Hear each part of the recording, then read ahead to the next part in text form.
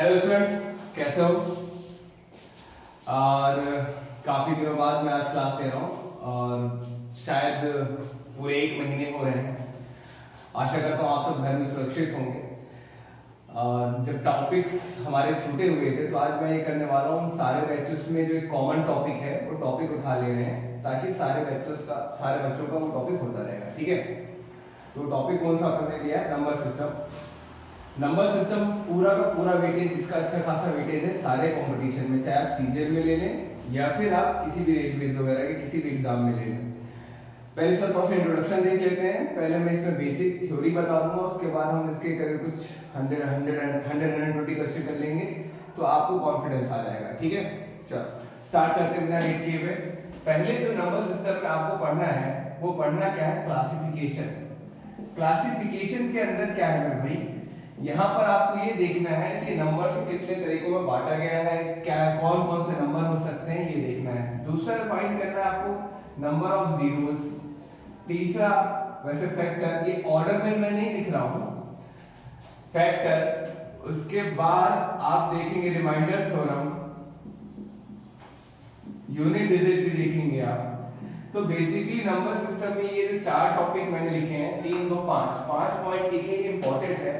इसके अंदर और भी पॉइंट्स आएंगे जो हम धीरे धीरे कवर करते रहेंगे। ठीक है, तो आपको चिंता नहीं करना है, सिर्फ देखना है।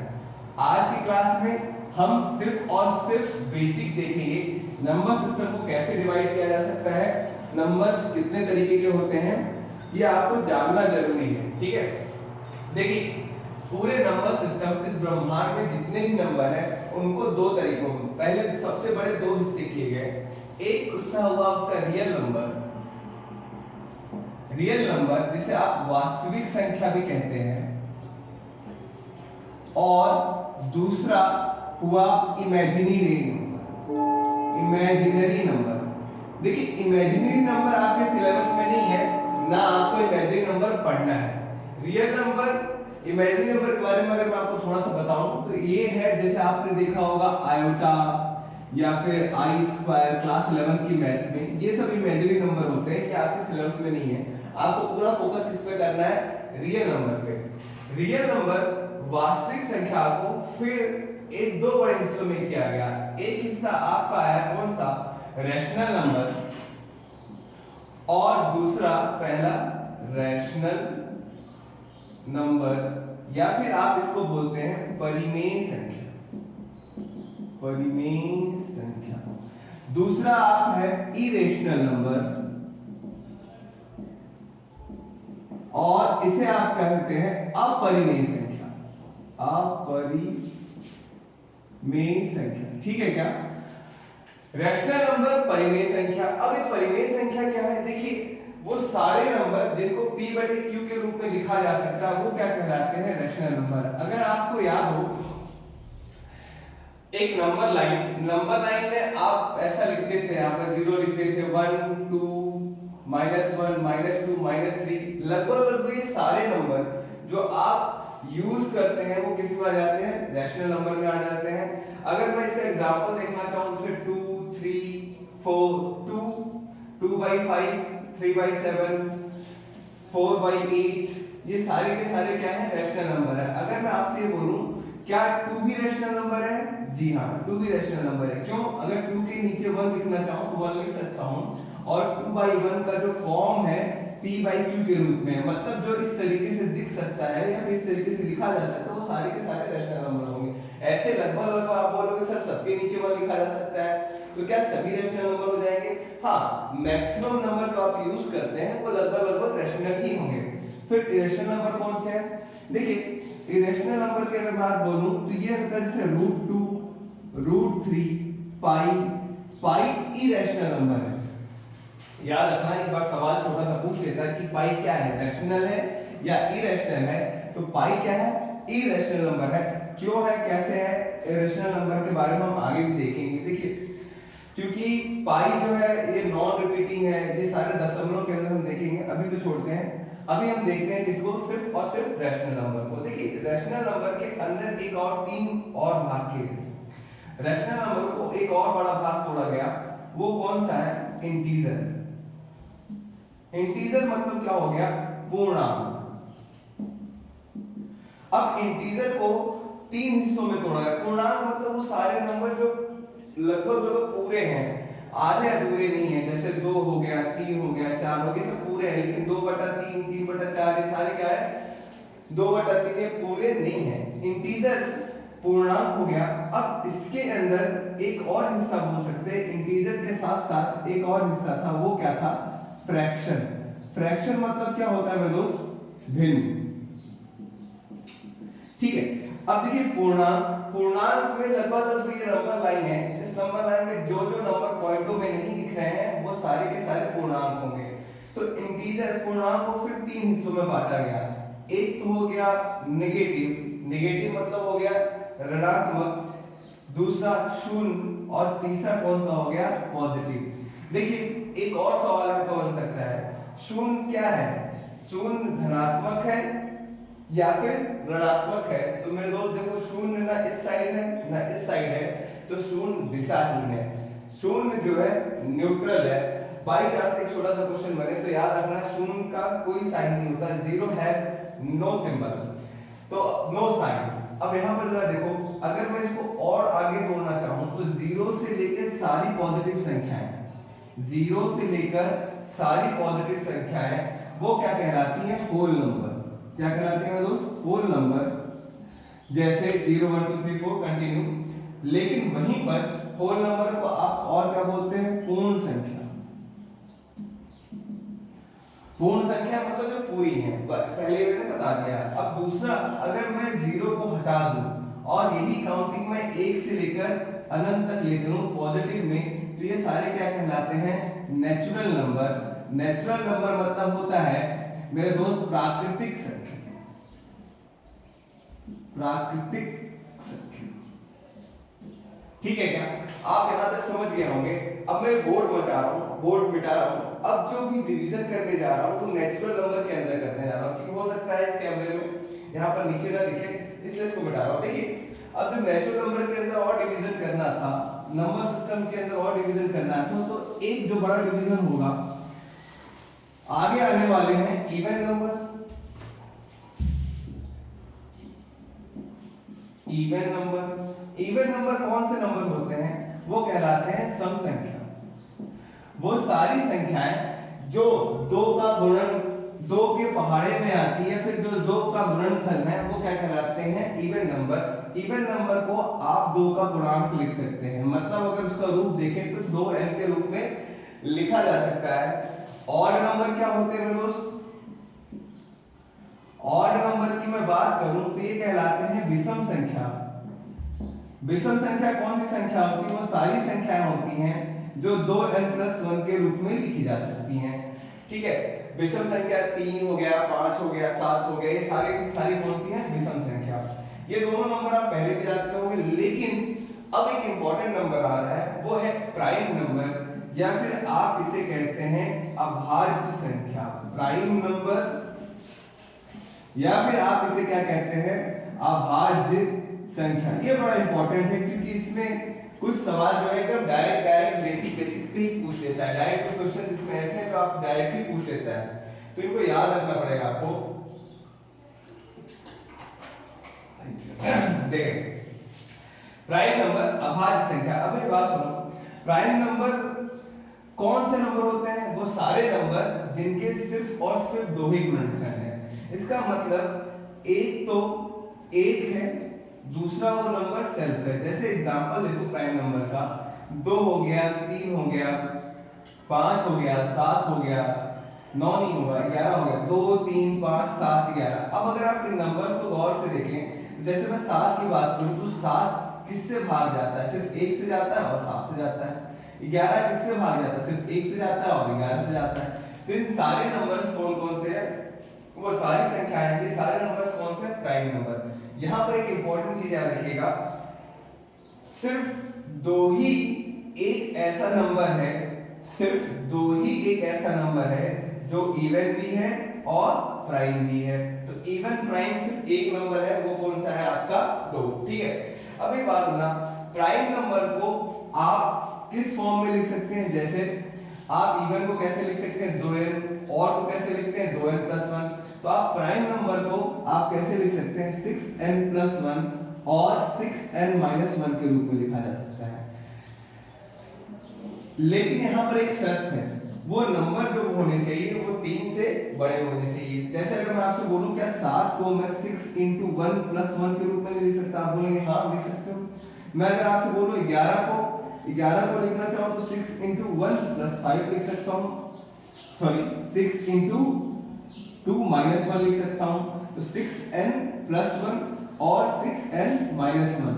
तो सारे प्राइम नंबर्स को कैसे लिखा जा सकता है 6n+1 और 6n-1 के रूप में लिखा जा सकता है। लेकिन एक नोट आप इस बात को रखिएगा, इसका उल्टा बिल्कुल भी सही नहीं है कि वो सारे नंबर जो 6n+1 और 6n-1 के रूप में लिखे जा रहे हैं वो प्राइम ही हो। इसका क्या मतलब है?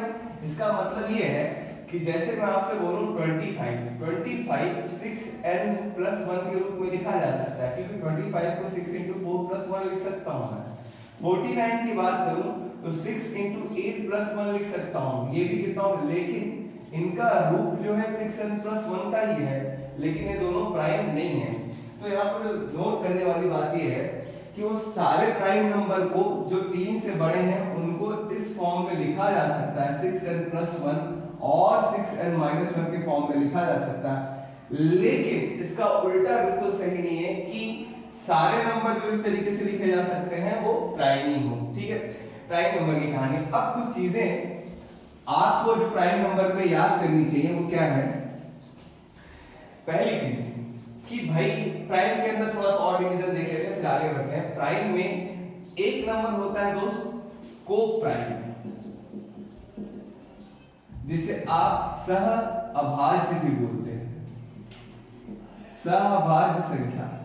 को प्राइम नंबर देखिए वो सारे दो नंबर जिनके HCF 1 है। क्या बात कर रहा हूं मैं? HCF का मतलब क्या होता है? महत्तम समावर्तक। वो सारे नंबर जिनके HCF 1 है वो क्या कहलाते हैं? को प्राइम नंबर। जैसे मैं एग्जांपल लिखूं 3, 5 ये को प्राइम है, हाँ है। 7, 11 ये को प्राइम है, हाँ है। क्यों? क्योंकि इनके HCF क्या है? 1 है। अगर अब सवाल ये उठता है क्या 8 और 9 भी को प्राइम है? जी बिल्कुल, 8 और 9 भी को प्राइम है। भले जो ये 8 है वह अभाज्य नहीं है, प्राइम नहीं है, लेकिन 8 और 9 ये दोनों मिलकर को प्राइम बनाते हैं, क्योंकि इनका HCF 1 है। तो यहाँ पर कंफ्यूज नहीं होना कि ये प्राइम तो नहीं दिख रहा है, तो को प्राइम कैसे हो गया? को प्राइम मतलब है कि HCF 1 हो, भले वो दोनों नंबर अभाज्य ना हो तो भी चलेगा। एक होता है ट्विन प्राइम। ये नंबर याद कर लीजिए, छोटे छोटे टर्म्स हैं जो आपसे पूछ लेता है, कई बार एग्जाम में एक नंबर के सवाल आते हैं सिर्फ परिभाषाओं पे, तो इसको छोड़ने का कोई मतलब नहीं है। ट्विन प्राइम का मतलब क्या होता है?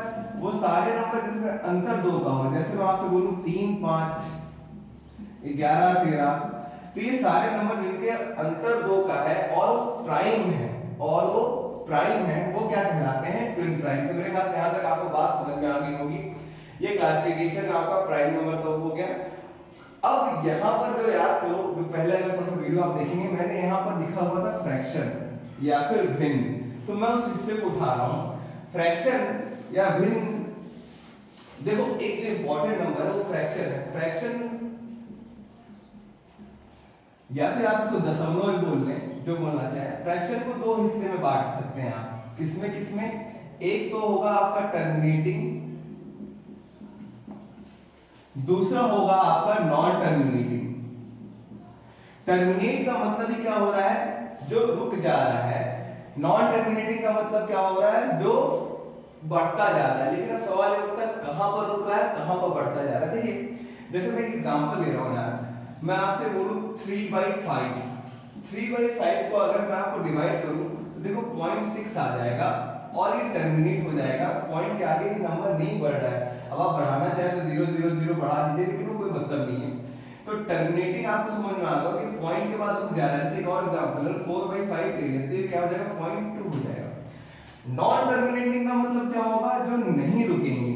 तो जैसे मैं अगर आपसे बोलूं 1/3 करके देखिए आप, अगर आप 1 को 3 से डिवाइड करेंगे तो ये देखिए 0.333333 कंटिन्यू आएगा। तो आपको मेरे ख्याल से बात समझ में आ गई होगी कि टर्मिनेटिंग क्या है, नॉन टर्मिनेटिंग क्या है।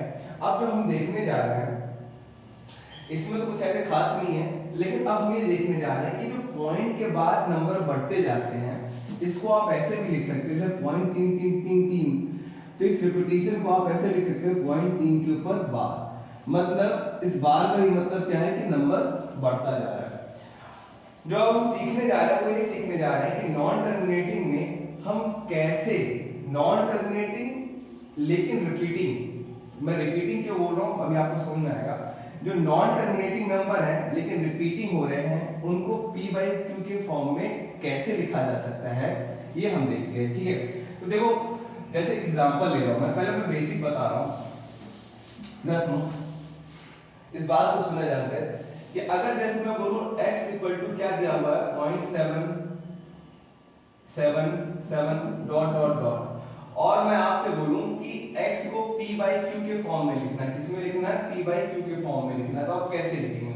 तो पहले मैं आपको बेसिक बता रहा हूं, फिर इसके अपन ट्रिक देख लेंगे, तो इससे होगा क्या, फिर आप क्योंकि बेसिक जानना इसलिए जरूरत है कि आप कॉन्फिडेंस में आपको मालूम रहे कि चीजें हो कैसे रही हैं। अगर आपको यही नहीं मालूम है कि चीजें हो कैसे रही हैं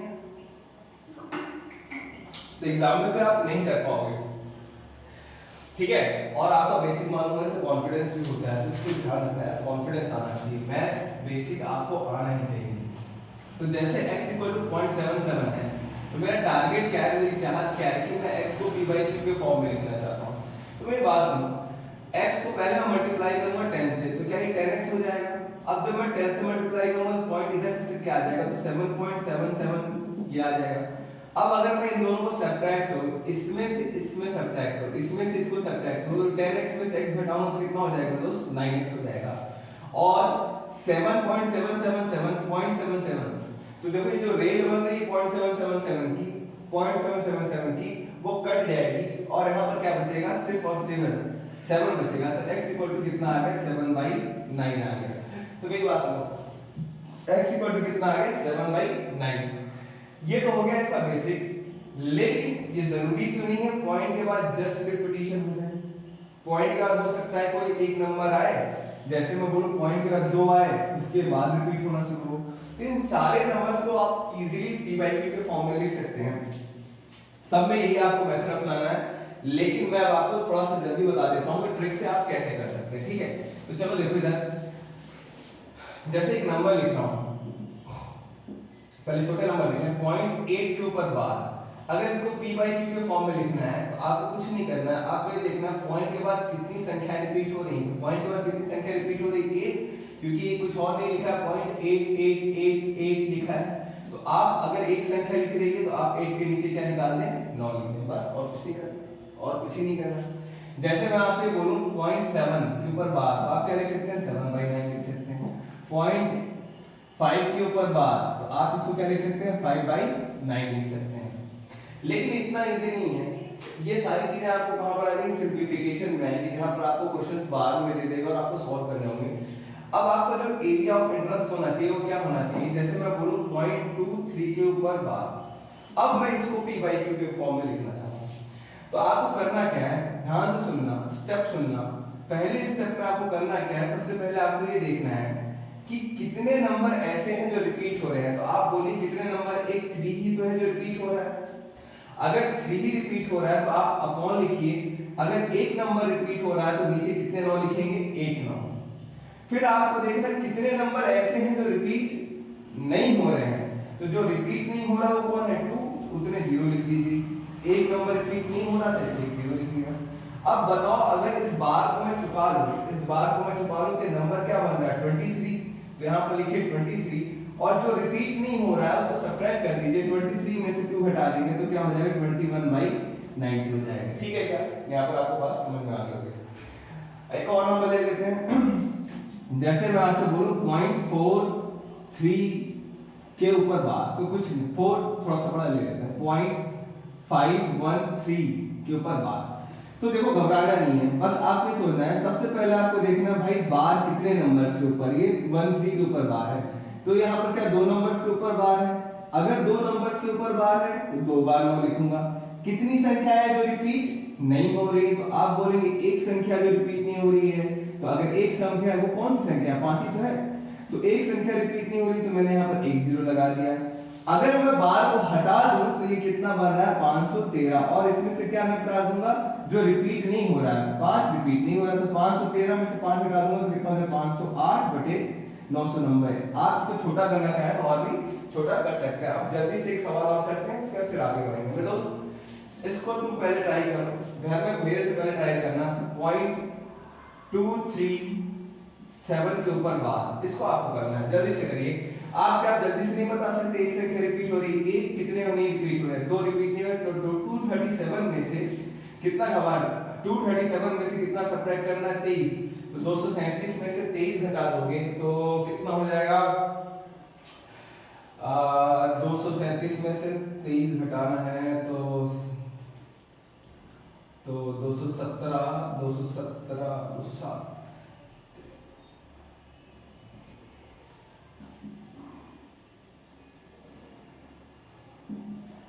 ठीक है क्या 214 एक बार चेक कर लेना है, 214 बटे कितना हो जाएगा 900, ठीक है। अब मेरी बात सुनिए, तो ये आप पहले आप खुद ट्राई करना, ये नंबर्स जो है आप आसानी से कर सकते हैं, इसमें कुछ भी नहीं है। और चूंकि आज पहली क्लास है तो आज मैं आपको यहीं पर स्टॉप करता हूँ, लेकिन उससे पहले एक छोटा सा ट्रिक देख लेते हैं जो आपको थोड़ा सा कैलकुलेशन में इफेक्टिव होगा, ठीक है। तो चलो एक नंबर सिस्टम को मैं यही रोक रहा हूँ। अब एक जनरल चीजें, एक नॉर्मल चीज कैलकुलेशन का एक पार्ट है जो हम साथ साथ सीखते रहेंगे, वो देख रहे हैं, ठीक है। तो अभी हम क्या सीखने वाले हैं, हम ये सीखने वाले हैं दोस्त कि कोई भी नंबर जो 10 के आसपास है, 10 के आसपास है या 100 के आसपास है, उसको कैसे तेजी से मल्टीप्लाई किया जा सकता है। तो देखो जरा, मैं जैसे आपसे बोलूं 13 into 17 करना है, तो आपको कुछ नहीं करना है। सबसे पहले देखो 13 10 से कितना ज्यादा है, तो आप बोलेंगे +3। 17 10 से कितना ज्यादा है, आप बोलेंगे +7 ज्यादा है, ठीक है। तो आपको करना क्या है, 13 में आप 7 प्लस कर दें या 17 में 3 प्लस कर दें, नंबर वही आएगा। तो मैं ये बोलता हूँ 13 में 7 प्लस करो, तो 13 में जब आप 7 प्लस करेंगे कितना हो जाएगा 20। 20 में 10 का मल्टीप्लाई करिए कितना हो जाएगा 200। अब आपको क्या करना है, जो यूनिट डिजिट है 3 और 7 को गुणा करिए कितना हो जाएगा 21। 200 में 21 जोड़ देंगे तो कितना हो जाएगा 221। हो सकता है ये आपको लंबा लगा हो, अभी होगा क्या कि और क्या आसान हो जाएगा, बस एक बार और देखिए। इस बार आपको और छोटा लगेगा, पहली बार थोड़ा सा लंबा लगा, फिर अगली बार और छोटा लगेगा। जैसे मैं आपसे बोलूं 14 into 16 करना है, तो कुछ मत करो, यहाँ पर यूनिट डिजिट क्या है 4, यहाँ पर यूनिट डिजिट क्या है 6। 14 में 6 जोड़ दो तो कितना हो गया 20। 20 में 10 का मल्टीप्लाई करो 200। अब यूनिट डिजिट जो है 6 और 4, इसका मल्टीप्लाई करो 6 4 24, तो 224, ठीक है क्या।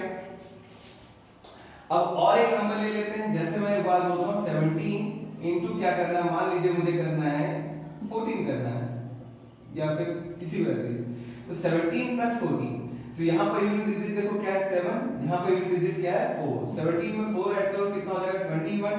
21 into 10 210 प्लस कितना 7 4 है 28। 210 + 28 कितना हो गया 238, ठीक है क्या। चल अब मेरी बात सुनिए, आप इसको और तेजी से कर सकते हैं। अभी तो ये मैंने बोर्ड बता दी, इतना एग्जाम में नहीं करना है, आप इसको मेंटली करने की कोशिश करें। जैसे मैं आपसे बोलता हूँ 15 into 13 करना है, तो कुछ मत करो, 15 में 3 जोड़ दो कितना होगा 18। 18 में 10 180। 180 में 15 जोड़ देंगे तो कितना आ जाएगा 195 आ जाएगा, ठीक है क्या।